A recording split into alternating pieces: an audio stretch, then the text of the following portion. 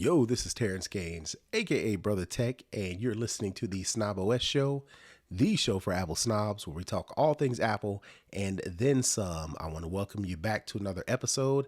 This is episode 257 of the SnobOS Show, and as you can hear or see if you're watching some video, it's just me this week. Nica is on vacation.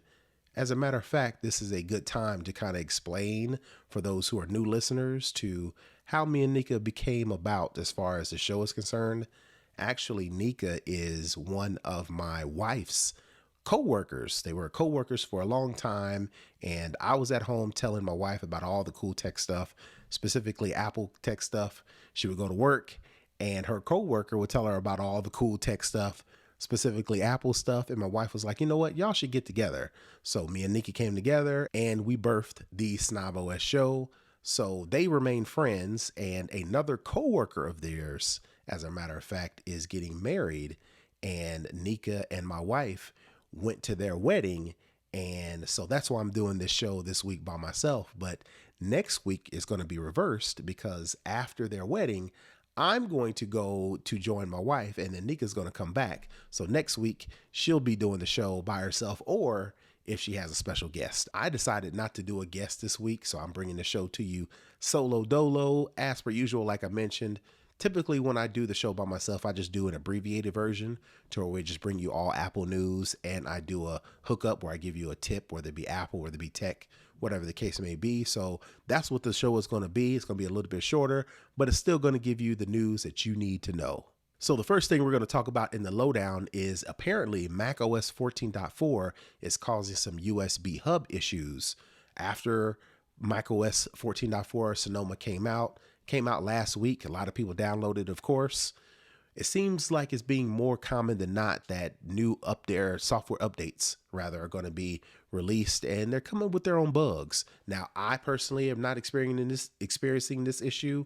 I am currently using a USB-C hub with my Mac, and yes, I did update to macOS 14.4, but I may be a lucky one because there are a lot of users who are experiencing connectivity issues with their USB hubs and monitors with USB ports, with several reports via Reddit and the Apple support community of mice, keyboards, and other peripherals no longer being detected. Now, Apple hasn't officially said that they're working on a fix, but a handful of users have had some success by changing the setting, allow accessories to connect, to ask for new accessories under the security section of the system settings, and then go to privacy and security. So basically, if you go to privacy and security, make sure you change the allow accessories to connect to ask for new accessories. Some users have been experiencing some success getting around this fix. That is, until Apple decides to put out an official fix. No word, like I mentioned, on Apple doing that yet, but if enough people complain, maybe Apple will do like a on the low update that fixes this specific issue. So the next story that I have has to do with Apple Vision Pro, and some good news. Everybody's complaining about what's the use case for the Vision Pro. Well, it seems like there's some surgeons that have figured out they can use the Apple Vision Pro with spinal surgery. And basically what happened was there was two surgeons that performed this spinal surgery. They used this EX software, which is an AI program for surgical organization and workflow optimization. So while the actual surgeons performed the surgery, there was a scrub nurse that was actually wearing the Vision Pro. The scrub nurse was able to assist surgeons with live data and other virtual information. So basically, while the surgeons were doing a procedure, if they had a question or they had to revert to some specific resource, the scrub nurse that was wearing the Vision Pro was actually able to quickly get this information and give it to the surgeons to help them in their surgery. So I just wanted to put this story out there because, a lot of people are trying to figure out if the Vision Pro is worth $3,500, $4,000 when you add tax and all the accessories. Well, it looks like these surgeons have found a pretty good use for the Vision Pro. So this next story that I have is the Apple Cash virtual number. So last week, me and Nica talked about the ability for users to use Apple Pay even if the Apple Pay is not an option at a merchant or online, specifically online. So I couldn't figure out last week how the actual process worked. Well, they've got more new information. I just wanted to share that with you. So basically, in order to use this Apple Cash virtual number, first thing you need to do is update to iOS 14.4. Second thing you need to do is open the wallet app and tap on the Apple Cash card. Then you tap the menu, then tap card number. After that, you have to tap set virtual card number at the top of the screen. After that, you'll see a pop-up menu explaining the whole process, how it works, how you can use it. Then you have to authenticate with Face ID to confirm, then tap done. Once you've done that, you tap on the credit card field in Safari when you're actually going to make a purchase. You should see a number pad keyboard with a list of cards above. If you scroll through that list of saved cards, you'll get to see the Apple Cash virtual card.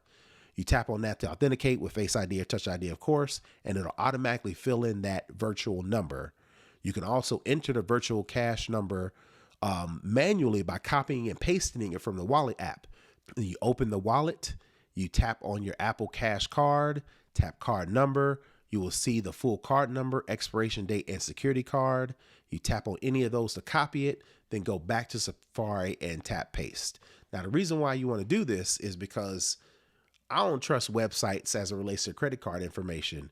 Well, with this Apple Cash virtual number, it's harder to steal that card because it's a virtual card, and the security codes and expiration dates, I think they reset or not reset.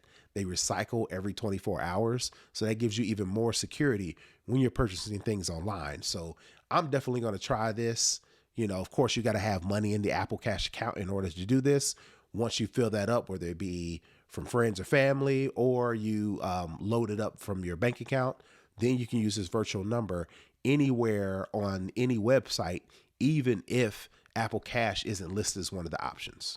So this last story is a peculiar one, and I want to get your input. What do you think? Should Apple release iCloud data to a descendant after a person dies? So I know that's a morbid story, but just stay with me here.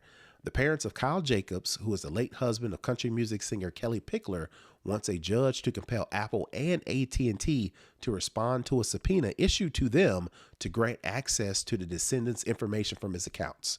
What information, you ask? The parents want Apple to give up all call originations, call terminations, call attempts, voice and text message transactions, including push to talk, data communications, SMS, and MMS communications, and voice communications. The request also sought their son's electronic location via cell phone tower pings from every phone call he made, along with all iCloud data and his contacts associated with the 2 email accounts that he has on his phone. Now, again, this is weird because, number one, the parents who are administrators of his estate, this subpoena or this request for a judge to get Apple to respond to the subpoena, it comes more than a year after Jacobs, who is also a country music writer in his own right. He was found dead with a self-inflicted gunshot wound inside the Nashville home he shared with Pickler. So it's kind of weird, according to the story, that they will come a year and a half to ask for this information and the amount of information that they want. They want all phone calls, all text messages, all iCloud data. Anytime his phone pinged a cell tower, that's where AT&T comes in. They want to get all that information. So it sounds like maybe they think something's weird with their son's story. I don't know if it has anything to do with Kelly Pickler. I don't know. Maybe they think she had something to do with it. So maybe some new information came up. I don't know. But it sounds like they want Apple and AT&T to give up all this data. And if you know anything about Apple, they really don't give up this much data. But also, I think, just hear me out, I think this also is the reason why Apple came up with this legacy contact feature. This legacy contact feature has been in production for a while. I say maybe a year or two. And basically what it does is it gives the ability for users to pass on their iCloud data to loved ones. So, you know, again, this is a morbid subject. I know, I get it. But if something were to happen to my wife or something were to happen to one of my kids, I've already got set up to where I am their legacy contact. Of course, I got to show proof of death, you know, all that information. But once I do that, all of that legacy iCloud data is passed on to me. So I don't have to go through the courts. I don't have to issue subpoenas. I don't have to get a judge to try to get Apple to respond or anything like that.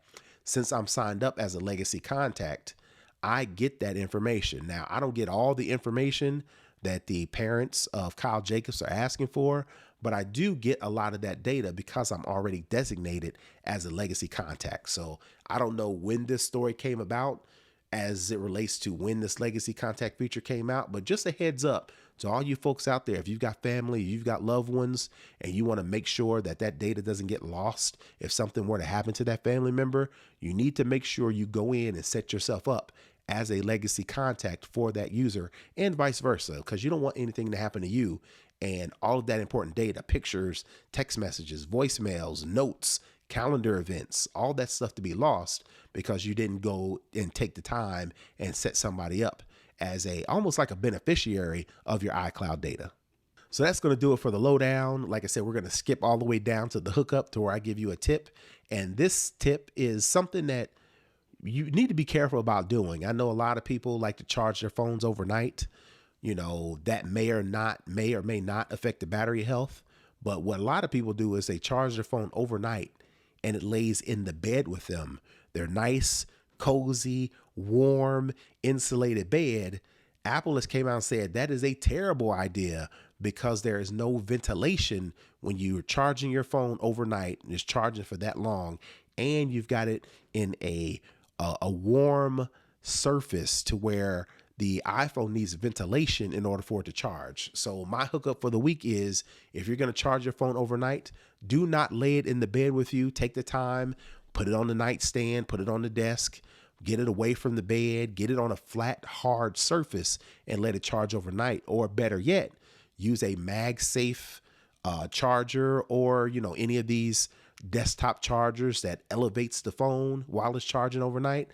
That is going to ensure that your phone has proper ventilation so it doesn't overheat and either at the best case scenario, just wear down your lifetime, the phone's life expectancy, or worst case scenario, set something on fire, because we definitely don't want to do that. So that's going to do it for the hookup. And again, like I mentioned, since I'm here by myself, that's going to do it for this week's show. I definitely want to make sure you like, subscribe, follow, do all the things we need you to do for the show. You can go to snoboscast.com to get all those details, where to find the show, where to support the show financially. Since this week I didn't do a live show, I still am going to record, edit all this stuff and get it to my Patreon subscribers 2 days early so they can get a heads up on the show before it actually airs on Friday. So again, definitely want to say thank you for listening, subscribing, reviewing, all that good stuff. Until next week, I am out. Peace.